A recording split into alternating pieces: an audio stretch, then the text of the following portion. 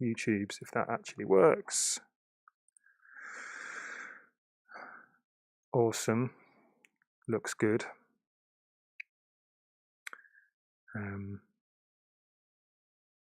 Yes, brilliant. Okay, formally then, good morning. Those of you in the Teams world, I am also now in YouTube, in the YouTubes. So I hope everyone's okay. It's good to see that we're all wearing the same coloured mask. I do have a variety, but what I figure is, because I'm really crap at keeping them like in rotation and clean, if they're all black, it's like wearing black socks. No one will notice if I'm wearing the same mask 2 days in a row. Information then. Information. Close my email. That was stupid. So do you guys know about the Studio 2 recap sessions? Yeah, cool. Yes, Studio 2 recap sessions.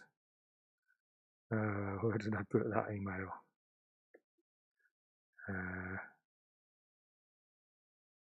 Yeah, okay, great. That's good. Morning.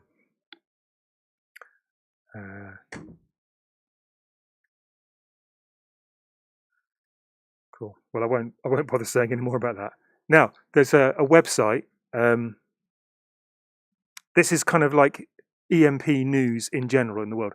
There's a website previously known as Gear Sluts. Do you guys know about this website? It's not called Gear Sluts anymore. And this is, or maybe it is. Now it's called Gear Space. Although the URL is still the old one. Maybe they'll change that. It answers all your questions. And yes, it was always blocked. It's there's a guy I follow on Twitter called Ben Jordan, who's a kind of one of those YouTube-y electronic music-y people who, I don't know if he started the kind of like campaign to get them to change their names, but I'm hoping it's a move or part of a bigger move towards, you know, making the world of electronic music and music tech in general less obviously full of blokes. Someone pointed out that there's also a website called Muff Wiggler, which kind of saying that's the next one that perhaps needs to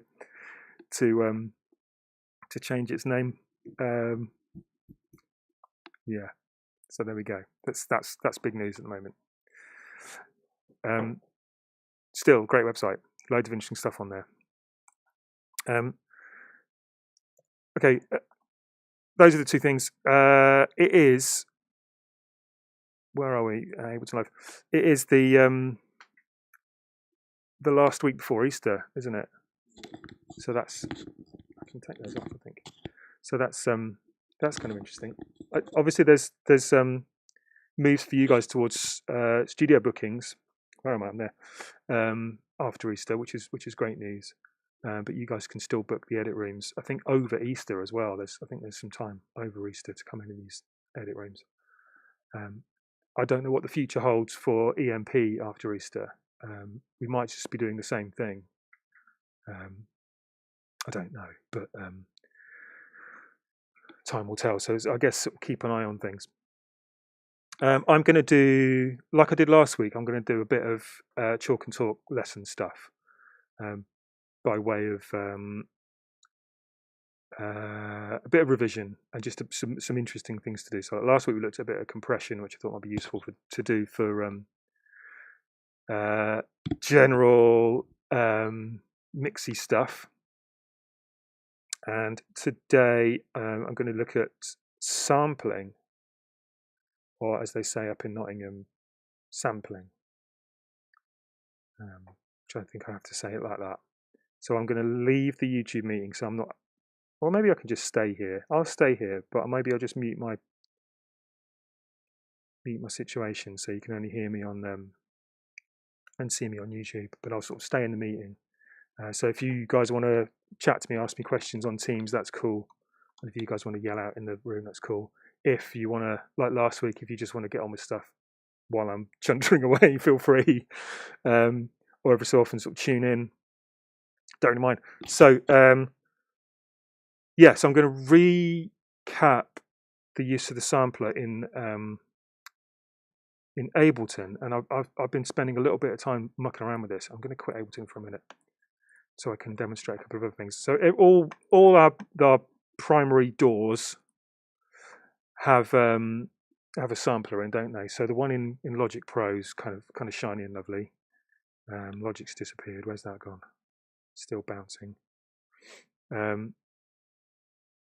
And I just wanted to kind of pick apart a little bit of Logic's sampler. I'm not actually going to do any music in here. Just wanted to sort of quickly look at it. So it's the EXS. Oh no, it's not called that anymore, is it? It's called Sampler.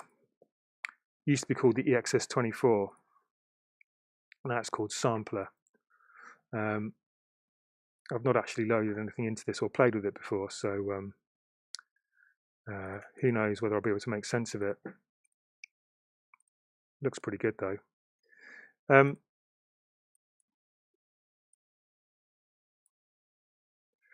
I've been using samplers since I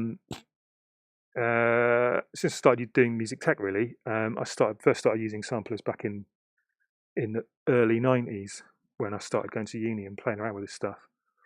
And they're always kind of the same. They're always kind of laid out in a similar way. So you've got samples. That's quite interesting that on the YouTube stream you can still see. Can you still see Ableton in the background? Because that would be really bad if that is what's going on.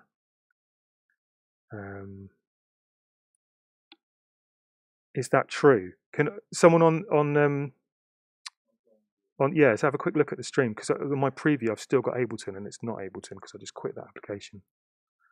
Yeah, only Ableton. Oh.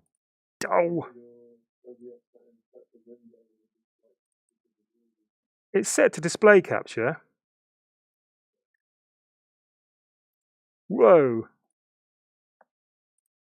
That looks a bit better. Hopefully that is now showing Logic Pro. Looks a bit weird, but maybe it'll be okay. Maybe probably have a look at the preview.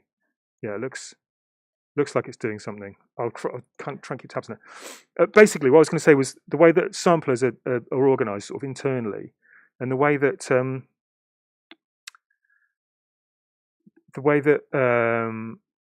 the EXS24, sorry, the Logic Pro sampler is laid out is basically you've got samples, which are kind of like the main thing that everything's made out of, little bits of recordings, and then they're organised in a specific way. So they're organised normally into zones. So each sample goes on a specific range of keys on the keyboard. So this should be kind of familiar. And then each set of related zones are grouped together. And in the EXS24 world, it looks like it's updating properly now. In the EXS24 world, sorry, in the Logic Sampler world, those are called groups. So you have a group of zones, and then the whole thing goes in to make a complete sampler instrument. And that's true of the Logic Pro sampler, and it's true of things like Native Instruments Contact as well. And it's just kind of worth thinking about the way that this works. And in Contact, there's another layer. So you can have what used to be called a multi, as in that's basically lots of instruments all stacked together.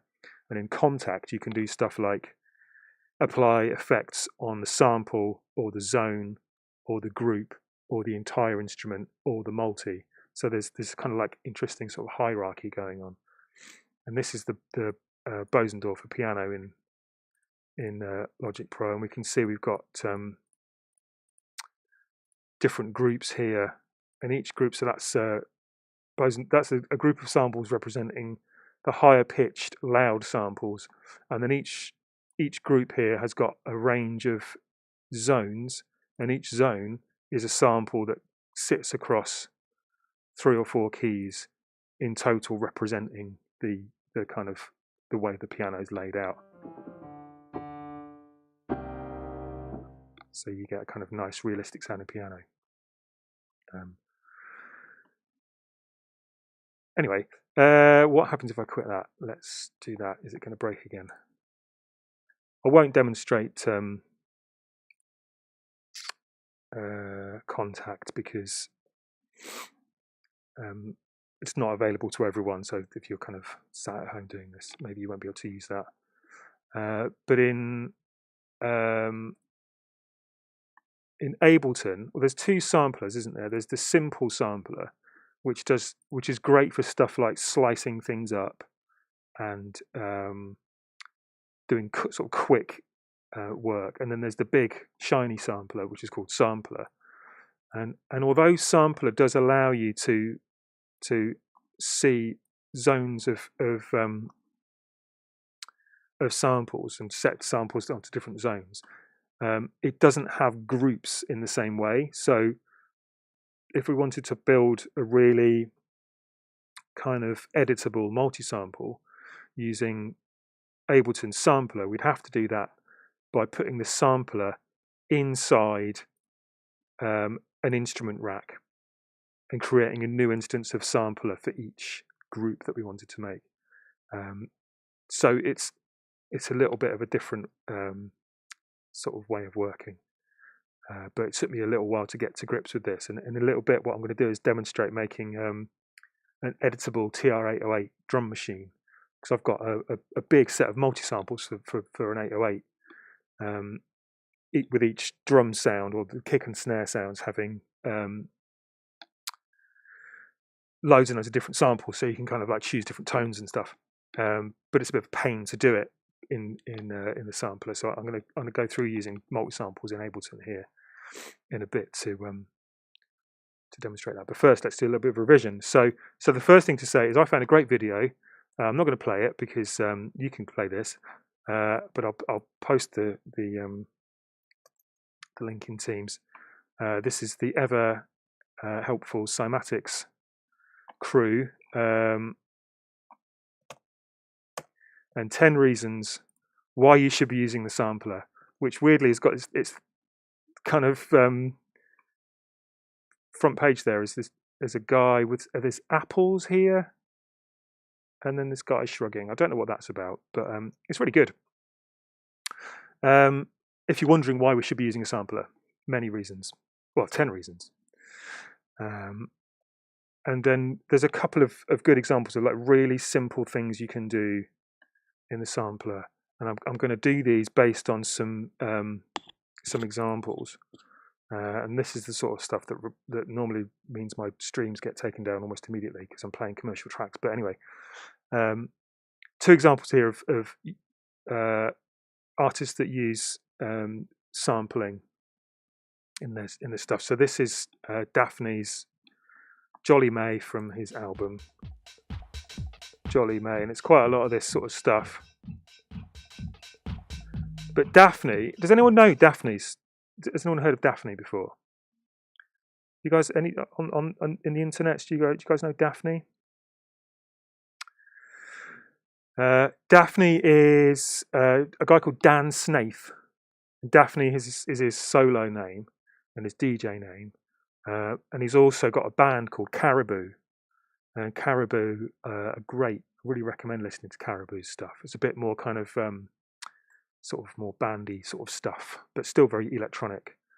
And Daphne is his solo project, and he's quite often, Caribou and Daphne quite often does these sort of housey cut up vocals.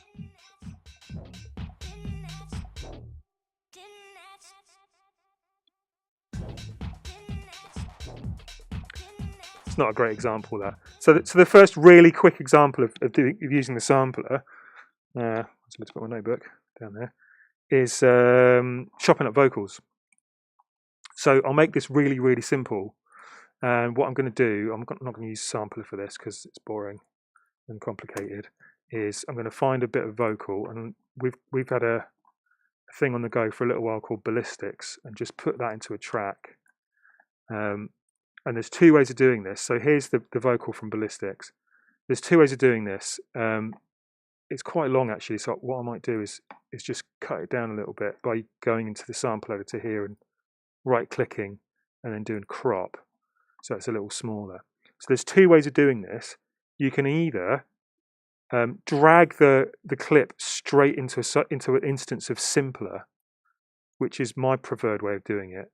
So you go into slice and then you drop that in there, and then it slices it up for you as if by magic.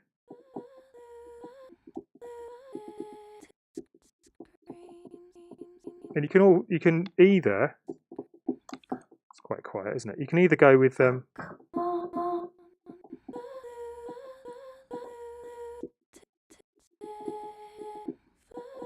can either go with sort of how it decides to do it, or you can sort of zoom in, and it's quite easy to delete these hit points, so you can make it a little more musical and take out all the little weird noises that it finds. And it's loads of fun.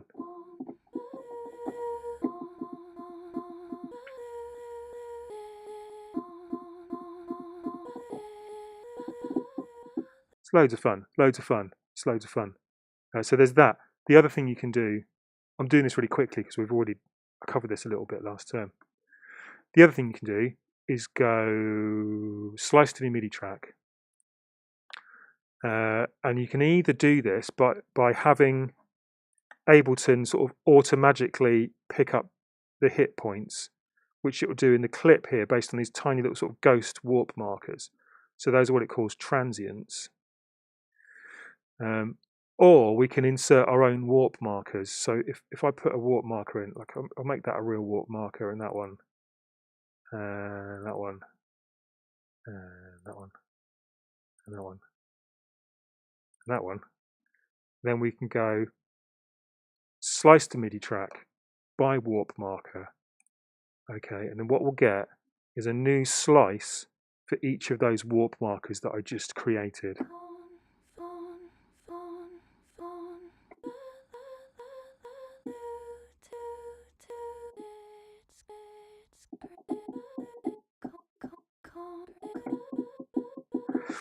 And it's slightly different because what you get here is a device chain, and each element of the chain is a separate instance of simpler, and then some of the controls in all of these instances are macroed back to the instrument rack macros back here. So for example, you can change the loop settings.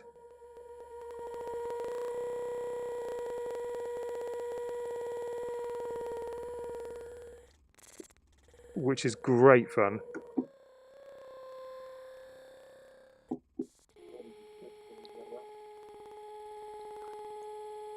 So I'll just do the process again. So let's just get rid of that. So what I did was I put some watermarks. You don't have to put watermarkers in. You can do it by transient, and then you go slice to MIDI track, and then you go. So that's right click, slice to new MIDI track. Okay, and then you get, rather than one sampler with all the slices in, you get a rack with lots of samplers, one for each slice. So it's a bit like a drum rack.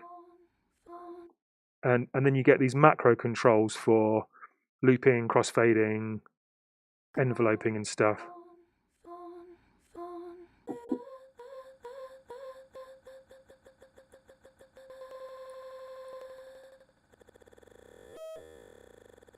I think it's great.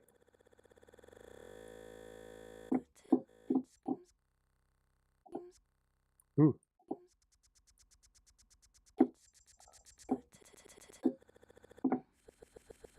You can do stuff in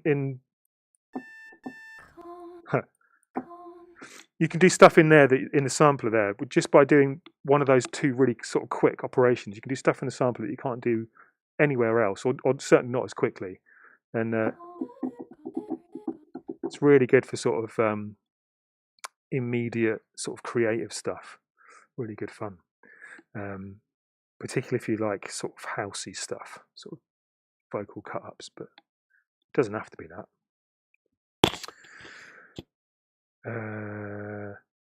I have got written down to revise breakbeat slicing, but I'm not going to do that because the process is more or less the same. And I want to get more into how the sampler works. So here's another great artist to have a listen to. And okay, this is a little bit like listening to Dan's record collection, but this album by The Field. Anyone heard of The Field? You heard of The Field? Anyone heard of The Field?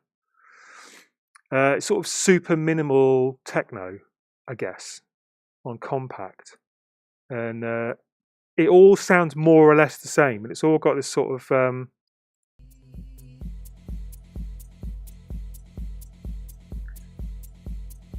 of super minimal beats and interesting sounds over the top.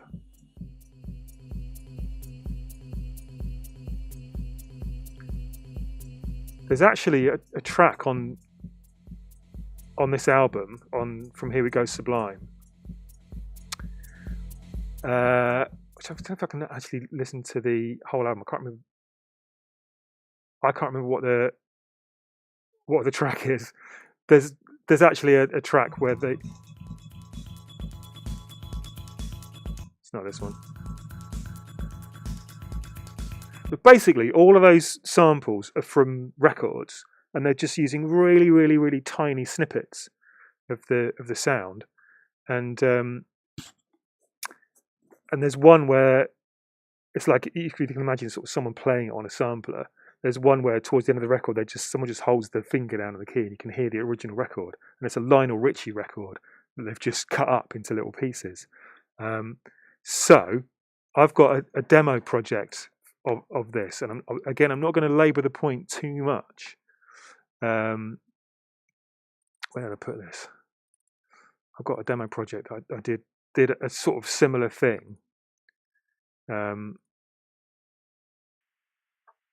Use it in a couple of different ways, and I'll explain how I've done it in just a second.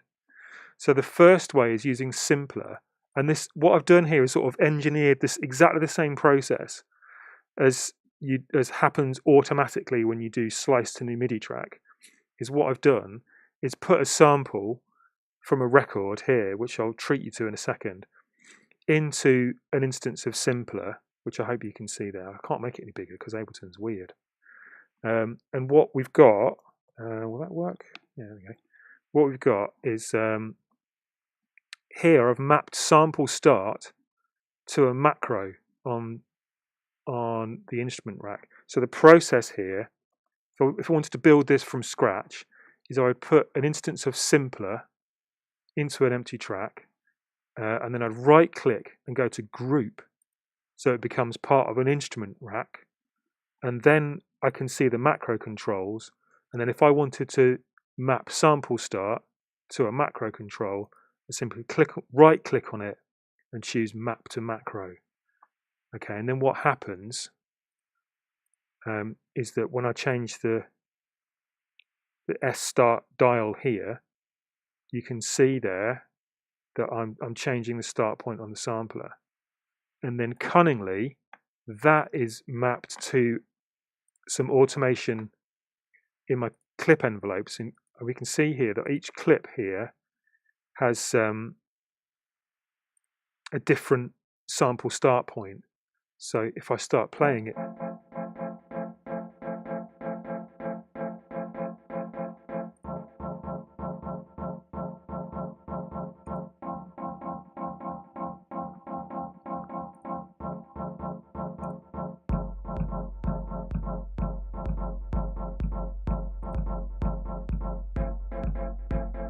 that's a nice one. It doesn't always work out, so you sort of have to change the sample start point.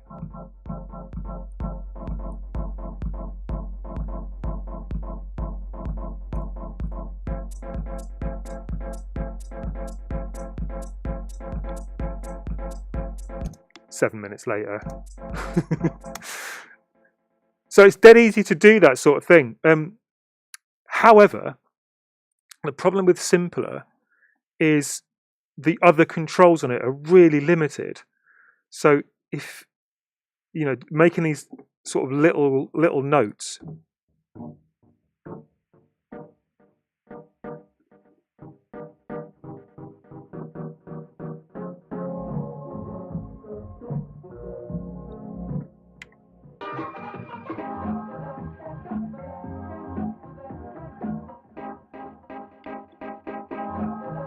Yes, it's Hall and Oates. I think it's called No Can Do, or I Can't Go For That, or something, from the classic kind of easy listening album. I think it's just called Hall and Oates. There's a bit of filtering on there as well. If you want to make these little sort of short percussive sounds from that sample, you've got to have really kind of accurate control over the release time and the decay time on the sample.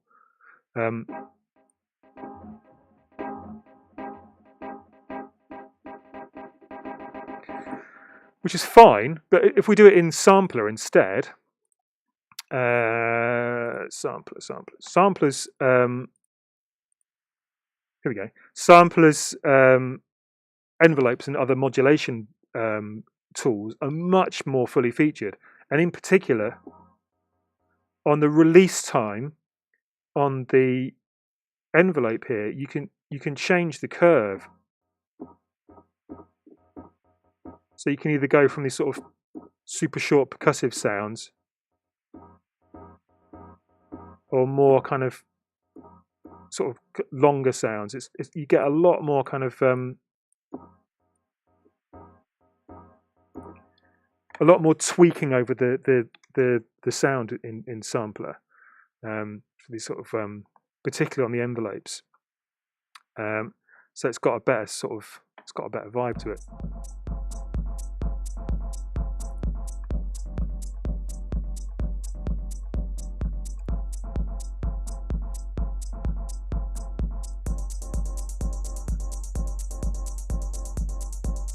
You get the idea. The catch is that you can't map sample start in sampler, which is really annoying. So there's a workaround, and the workaround is that we use where is it? We use this aux envelope. So so the aux envelope is mapped to sample offset, and you can map it to all sorts of things. It's mapped to sample offset by a certain amount, and then the peak setting on the aux envelope is the thing that changes where in the sample we're playing, and that's the thing that I've mapped to a macro. Although I suppose, for argument's sake, I could just map it directly to some automation, but I quite like having a dial separately.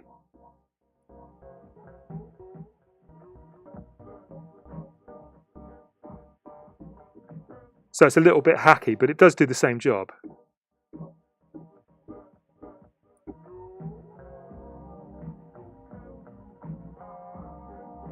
One step away from kind of down tempo synth wavy stuff there.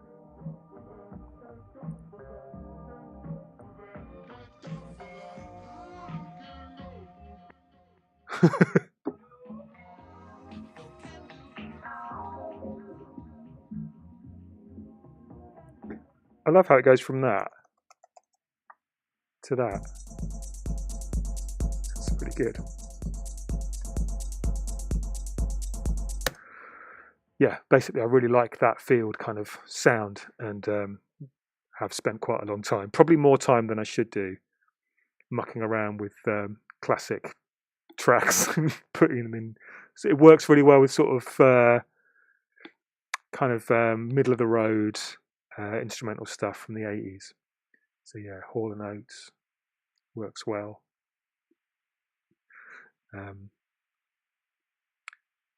Don't sample copyrighted material and release it though. That's naughty.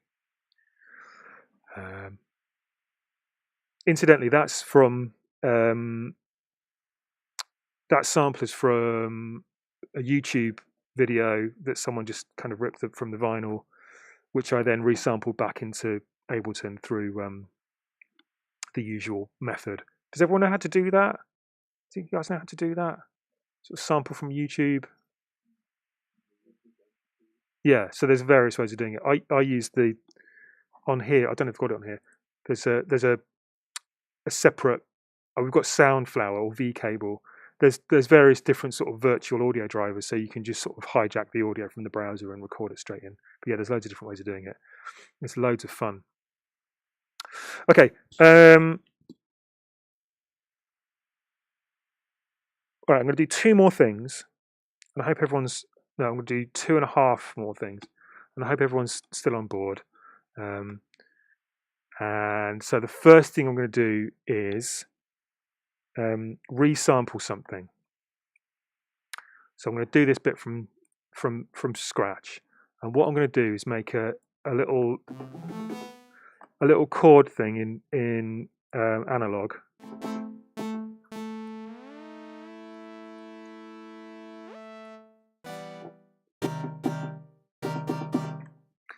And I'm going to make a little chord. Where's that coming up there? Like this. And then I'm going to put it through a reverb. Audio effects, reverb. And I'm going to make the reverb time quite long.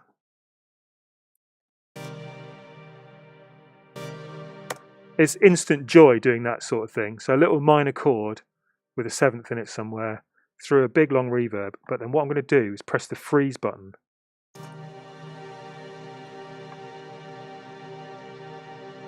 So now it's just constantly making a noise.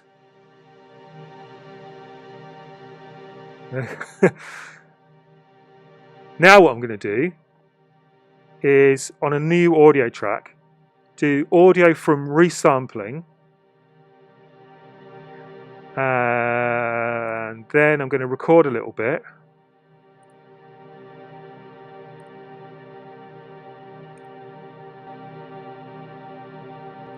So that will just keep going forever. So now I've got what I've got here is a little bit of reverb.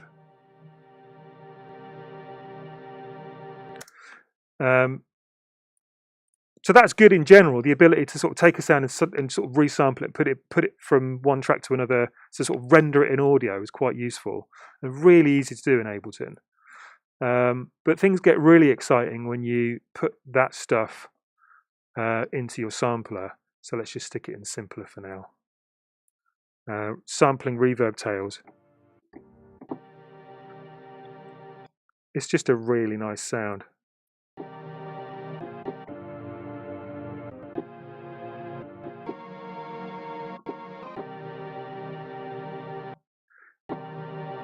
Obviously it's 1 bar.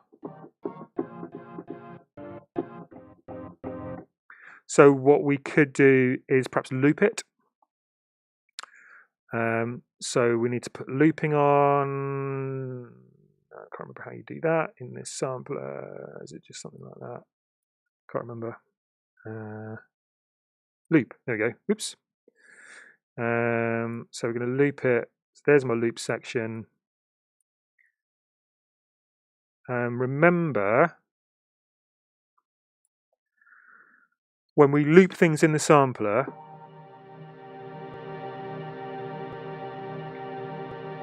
it's a really good way of getting a short sound to last for a long time by looping a section of it. But what you'll end up with is a glitch sometimes, and you can hear it there. So we need to crossfade on the loop like that.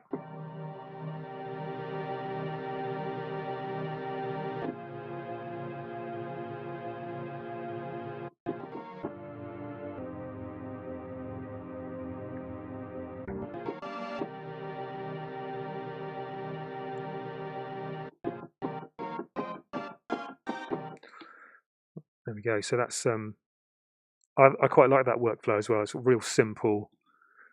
Find a sound, resample it, stick it into the sampler, go. It's really nice. I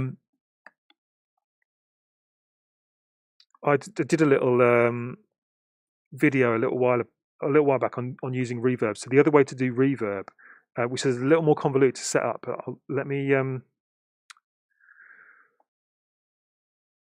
I'll just explain what it is.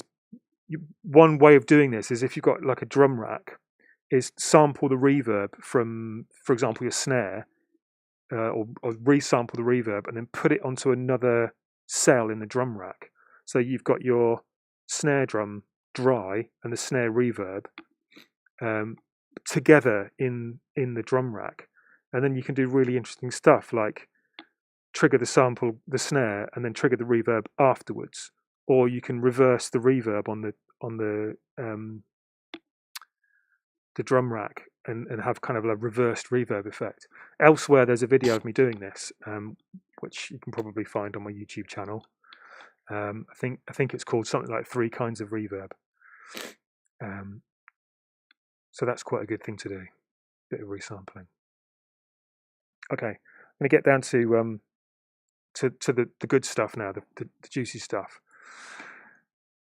And here's where it gets quite interesting. So let's work with an instance of sampler. Okay, and with sampler, you get there. You get this zone view, which I had up earlier on the screen, and we've seen this because a little while back, I in my stage of lockdown insanity decided it'd be a really fun idea to sample me whacking a wine bottle with a wooden spoon multiple times, and then what I did is stacked up my samples in this view in sampler. But I'm going to do a couple of other things to sort of demonstrate how this works. So the main idea with a multi-sample is that you have multiple samples,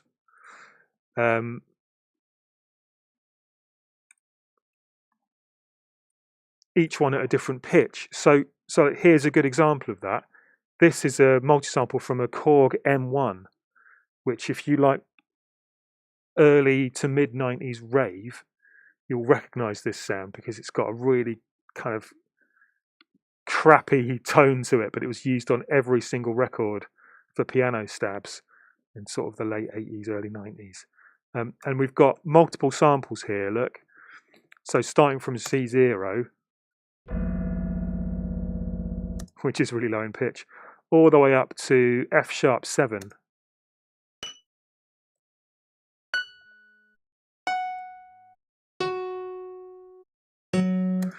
Now, if we select all those and stick them into a new instance of sampler in Ableton, a really interesting thing happens. And it's quite hard to see this, but for those of you in the room who might be able to see this on the projector, there's I'm pointing at my screen like that's going to help anyone. Here, on each sample, there's a little R. And I don't know why it's R, but it's the root note. So that's the root note of each sample. So we can see here that C1, the C1 sample, has its root note on C1, and C6 has its root note on C6, and we can see that in the sampler as well. Right down the bottom there, it says, you guys probably can't see that very well, it says root C6. So for this Korg M1 piano sample set, each sample's got a root note burnt into it, and it's part of the WAV file, not part of anything else. Although each one's got a file name relevant to its key, relevant to its root note, it's the fact that the root note is written into the WAV file that tells the sampler which root note each sample's on. It means what we can do is select all of these and right-click and go distribute ranges around root key, and then what will happen is the sample will automatically place each sample in a range at the correct pitch around its relevant root key. So now what we get is a playable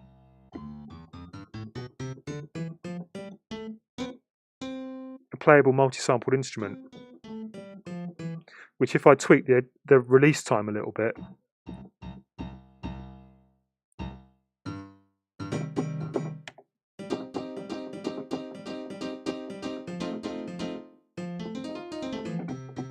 will work as a multi-sample. In a bit, I'll share those samples with everyone. So if you want your very own Korg M1 for rave stabs, you can have that. But I'm just going to point out a couple of other things for sort of to observe this, and you'll probably hear this in sampled instruments that you've got yourself. You can just about hear in the crossover between zones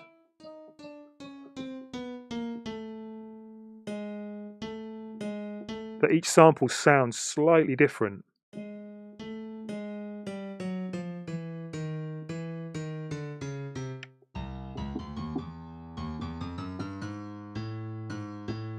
can hear that one.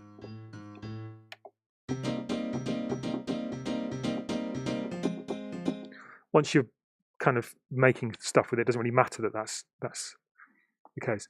I mean, the perfect multi-sample, I guess, would be every single key has a separate sample on it, but that tends to result in very large sample libraries.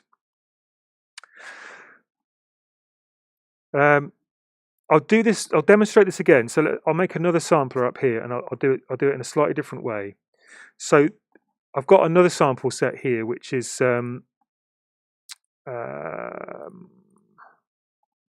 kind of E choir, and it's only got 5 samples from where are we? C sharp up to E5. And if I put those in, what we'll see is each sample goes in with a root note at C3, because in this case, these samples don't have a root note written into their WAV file. So to make this work, what we need to do is go in and manually change the root note, which is a little bit more long-winded. So A sharp 4, C sharp 2, E3, E4,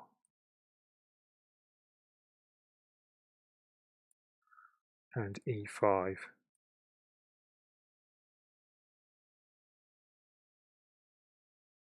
Too far. E5. Now we can go Command A, distribute by root key, and we get a familiar sounding. It's quite quiet, this sample set, which is a little bit weird.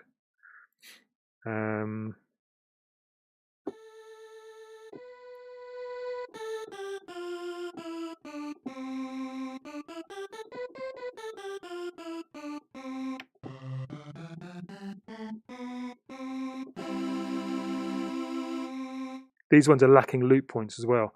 So the root note and the loop point can both be part of the WAV file, or you'll have to put them in manually. Interestingly, and I don't know if this is interesting, but it's a fact. If you do this in Logic Sampler, Logic will pick up the file name, the root note from the file name. So you can do this auto mapping thing a lot more readily inside Logic Sampler. But I'm persevering in learning Ableton. Why not? Okay, so sometimes you've got multi-samples like that, that are spread across the keyboard. Other times you have them like this. So I've got a TR-808 sample set, as I said. Where is it? There. And the TR-808, let's have a little look at a picture of a TR-808.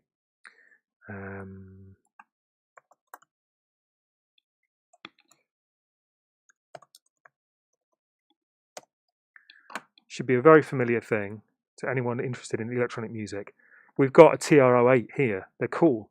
And the TR-808 is an analog drum machine. And on each,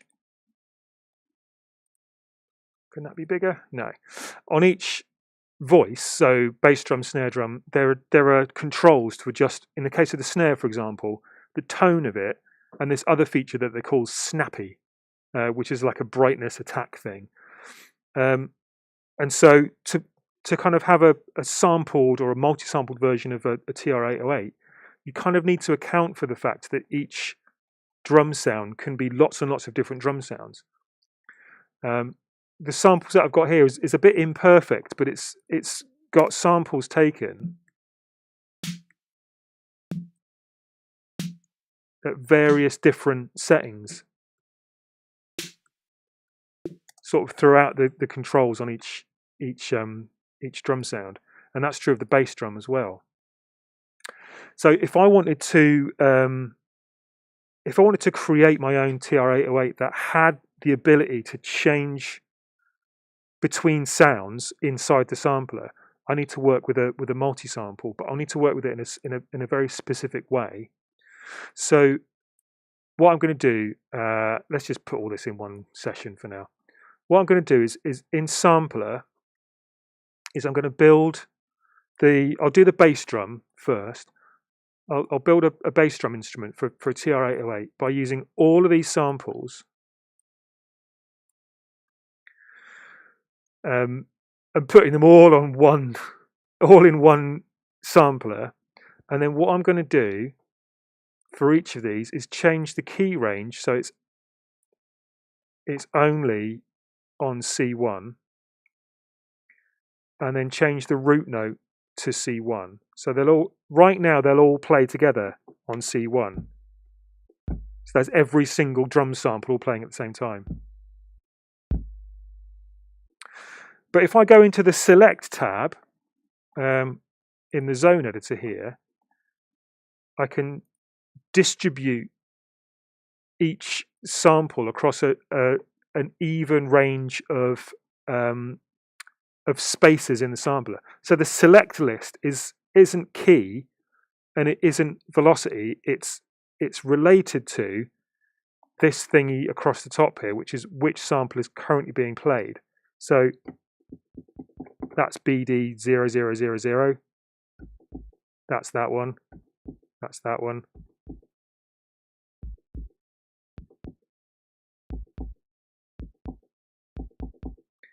Now, if I map that to a macro controls, which to do that, what I need to do is put this in a group. Then I can go to select. Then I can go to there, and then I can go to map to macro. What I can do, can we see this, is use that macro control to select which bass drum sample I'm playing. And then maybe I can call that kick select.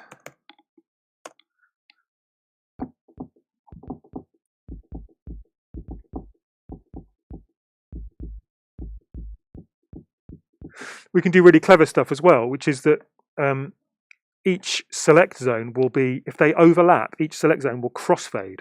So if I make them all a little larger and have them overlap, as I change the select control,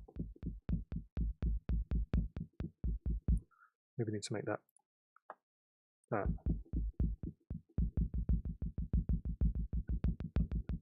We now get a sort of smooth transition between zones. The catch is that I don't have the ability to make more of that inside the sampler. If I was using sampler in Logic Pro, that would be a zone, that would be a group, and then I can make another group with my snare drum in it or whatever. Is that my tinnitus or is that something else? Can everyone else hear that? Okay, great. I asked a friend of mine that plays drums a long while ago how bad his tinnitus is, and he said, "My tinnitus keeps my neighbours awake." Look after your hearing, kids. So what we need here to make this work is we need another instance of sampler. So we now have the bass drum sampler, and then we're going to have another instance here of sampler. And with this one, I'm going to do the snare drum. So I'll pick up my snare samples.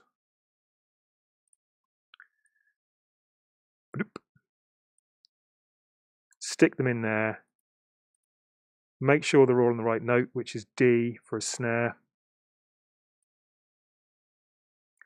Make sure the root pitch is correct.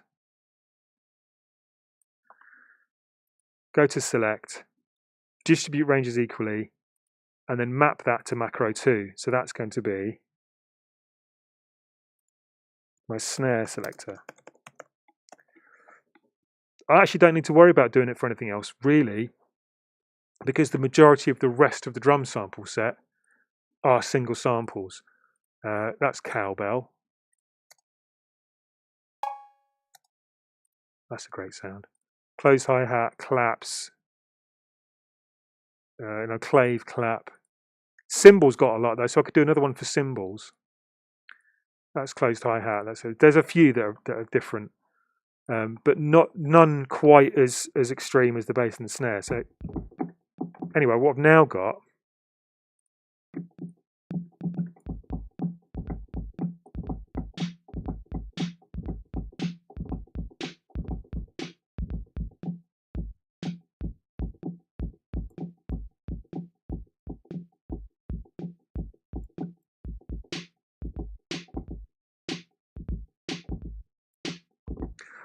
is the ability to sort of smoothly crossfade between different sounds in my sample set, and I've got that layered up in an instrument rack. So effectively, each instance of sampler in the instrument rack becomes what we could term a group in terms of sampler instrument technology or sampler instrument terminology, and each zone in the group is associated with, all the zones are associated with one key, but each zone has got a different select range, so that I can use the select macro to pick out which drum is going to be playing at any given time. If I was paying a bit more attention, what I might do is rearrange the samples so that instead of it kind of going sort of up and down in tonality, they were arranged in some kind of sort of logical way. But I didn't do that because I'm quite lazy.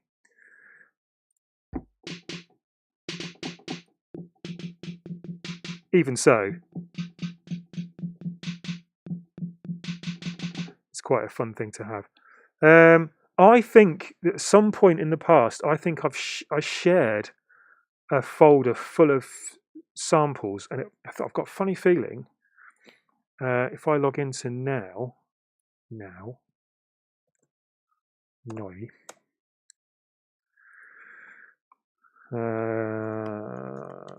be able to see it.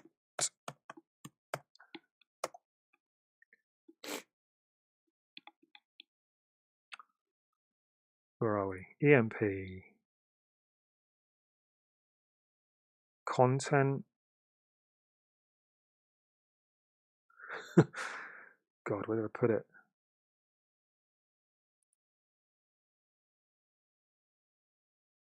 EMP audio resources. Here we go. EMP audio resources. Sample packs. It's not there, but what I'll do is I'll update this folder for everyone. So I'll put in my TR-808 drum machine sample pack, which I have. I mean, I've had it for such a long time that I can't remember whether this is true or not. But deep in my memory, I remember someone saying this is genuinely from a TR-808. It's not a sample set from another sample set. That may or may not be accurate, but it certainly sounds like an 808. So I'll put that in there. And the other resources I've got for this, which I'll put them all in this one folder in a second. In fact, I can do that now, can't I? If I do sample packs, and then do that. So R and E choir are both choir samples from a well-known vintage sampler, and the Korg M1 piano there. Just ignore the .asd files. And then if you fancy doing some stuff that sounds like The Field, I've I've got this clip of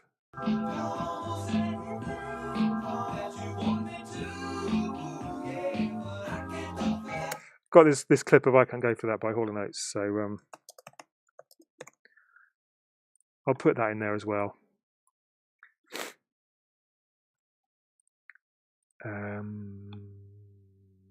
That was it, I think, wasn't it? Okay, so to recap then, and stuff to have a go at. I feel like I've for this whole thing been totally overdriving the input on this mic. So stuff to have a go at. If you're interested in sort of Daphne style housey vocal cut up stuff, try chopping up some vocals using the sampler. Remember, slice the sampler rack for that, or slice to new drum track for that. Whatever it's called, slice to new MIDI track. I don't know. Rewind the video, you'll see it. So try that. Have a go at resampling something. Frozen reverb's a really good thing to do. But also kind of anything else that any sort of sound that you're working on, any sound that you find you really like in the middle of production, just have a go at sampling it. It's probably even easier if you're using Logic Pro, because the quick sampler's got an audio input, hasn't it? So you can just do it. Have a go at making some multi-samples. So use those multi-samples that I've given you there, and just have a little go at making some multi-samples. And remember, the root note is quite important. So to make the mapping work, you need to make sure that each root note is correctly set up in the sampler. And then have a look at the TR-808. So see if you can make your own TR-808 multi-sample using sampler. Probably a little easier if you can use Logic Pro for that. The process is relatively similar, I think. Yeah. I'm going to sort of I'm going to stop there, but I'm just to say, and I'll put my camera back on. So if you're still in Teams, I'm still here. Look, hanging around. Let's put that on as well.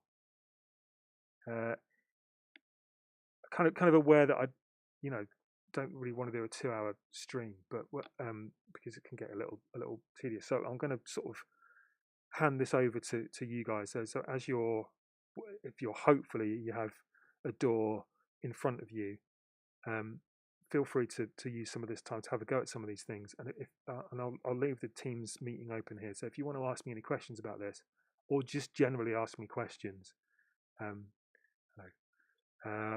please do so. So I'll just be sort of hanging around, and otherwise I will leave this there. And happy sampling, and probably see you at some point after Easter, I reckon. That's probably true, isn't it? All right, it's half an hour.